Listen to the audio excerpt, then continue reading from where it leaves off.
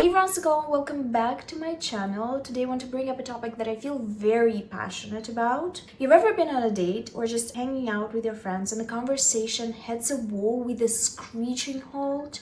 It's always so awkward. You've talked about your day, about the latest celebrity gossip, about your pet doing this funny, embarrassing thing, and then crickets. Because of that, today I'm going to share a collection of nonfiction books that are not only great books in general, but also are fantastic conversation starters. So forget about those awkward silences. We're going to fix it. The first book that I want to recommend is Class by Stephanie Land, which is a memoir that blew me away.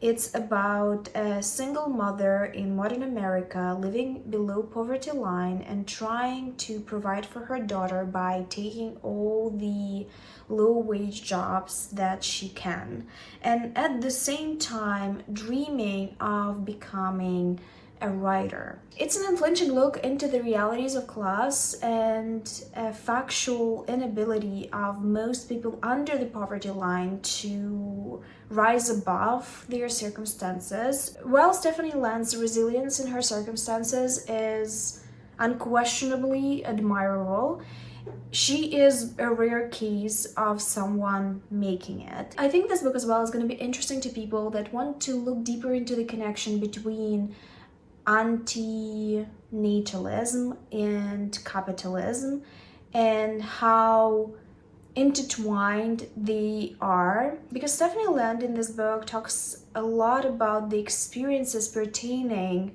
her loving motherhood and loving children and wanting a big family, but at the same time constantly being judged for wanting that and being poor at the same time. This is also going to be interesting to dreamers, people that put their dreams above other values such as financial safety, security, people that want to deconstruct doing every single thing in their life for a financial gain, and people that want to prioritize creativity above other things in their lives. I really love this book. Stephanie Land really dig deep into her insecurities and vulnerabilities, which always makes for a fantastic memoir in my opinion. The next book was a reason for many interesting conversations in my life, especially on dates for some reason.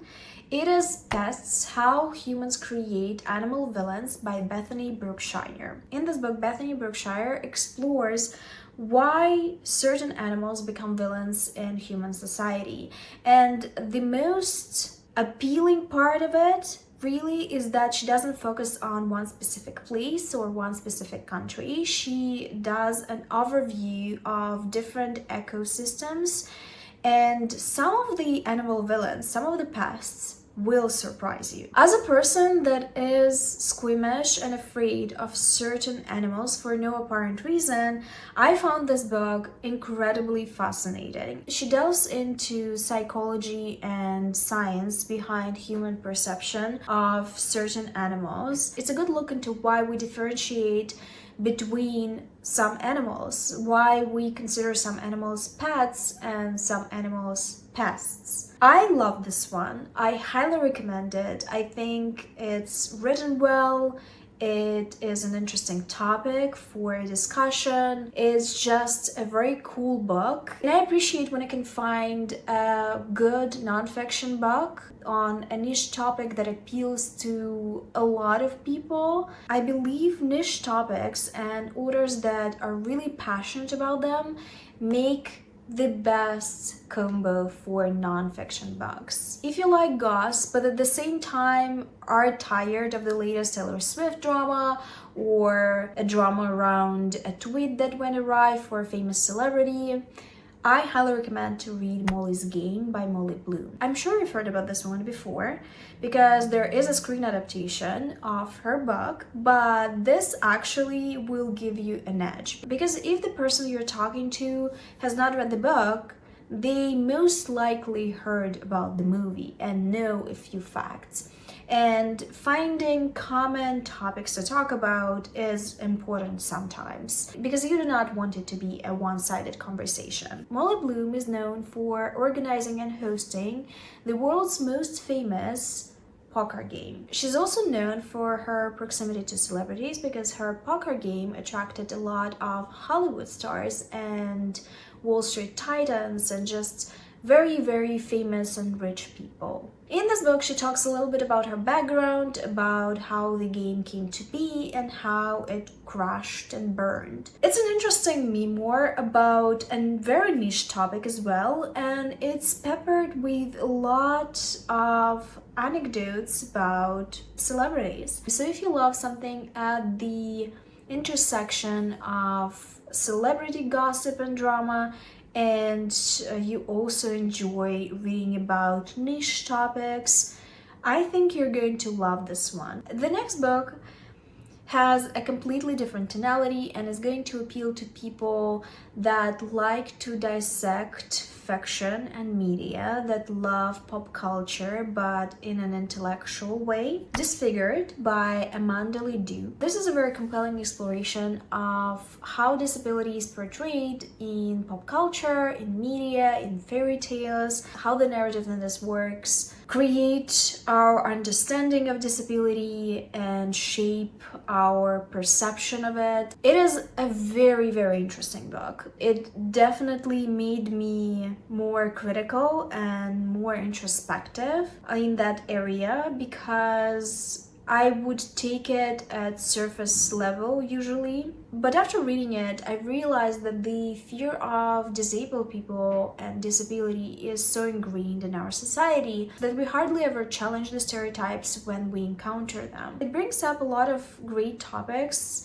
such as empathy versus sympathy. It talks about society and how it's structured pertaining disability rights. And it's also just a really good book to read to expand your point of view a little bit, to make you see things that you've never seen before, I guess. The next book is different and similar. It is raw, it is emotional, it is deeply, deeply moving, and it's one of those books that I believe everyone should read at least once because it made me rethink so many things and it made me introspect on so many topics. The book is Tiny Beautiful Things by Cheryl Strayed. You might have heard about Cheryl Strayed and her memoir, Wild, and you might have seen that movie with Reese Witherspoon, which is brilliant. But we probably never heard that Cheryl Strayed also had a popular advice column named Dear Sugar. This book is a compilation of the most moving, the most interesting letters that she received and her replies. In this book, she addresses the life's biggest questions such as love, desire, necessities, loneliness, grief, human connection.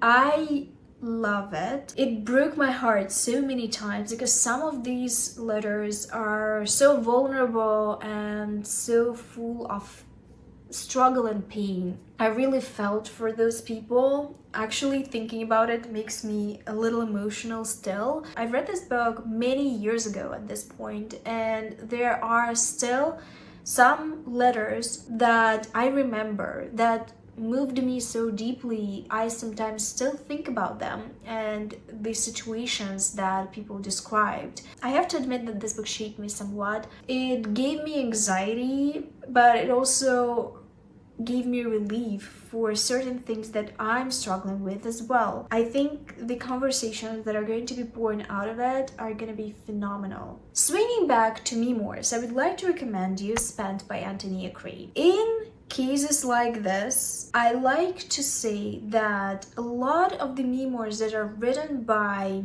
regular people are much more insightful and better in many cases than celebrity memoirs. I think celebrity memoirs are often overhyped and don't have anything to bring to the table. 𝕊𝕊𝕙𝕃 is an ex-sex worker and stripper. It may seem like a very provocative topic of conversation, but this book is far more than just her experiences in the adult entertainment sphere. It's much more of a look into the complexities of human connection rather than fun anecdotes from her jobs. She's very candid about her experiences as a sex worker and things that she's done for people in the past, but she's also diving deeper into such topics as economic necessity, desire, agency, about the vulnerability that people chase when they engage with sex workers and the adult entertainment business. It's such an interesting look into the human condition. I highly recommend it if you're interested in the topic. I think it's one of the best memoirs that I've ever read of all time, and I've read a lot of them actually. The celebrity memoir that you're eyeing is a waste of time. This one is truly worth it and is going to give you a lot to think about. Now, if you're looking for something lighter but still niche and well-researched, I would recommend Unmentionable by Theresa O'Neill. This is a book about the bizarre and shocking realities of being a woman in Victorian England, but at the same time, it's still also a book that is tonally comedic.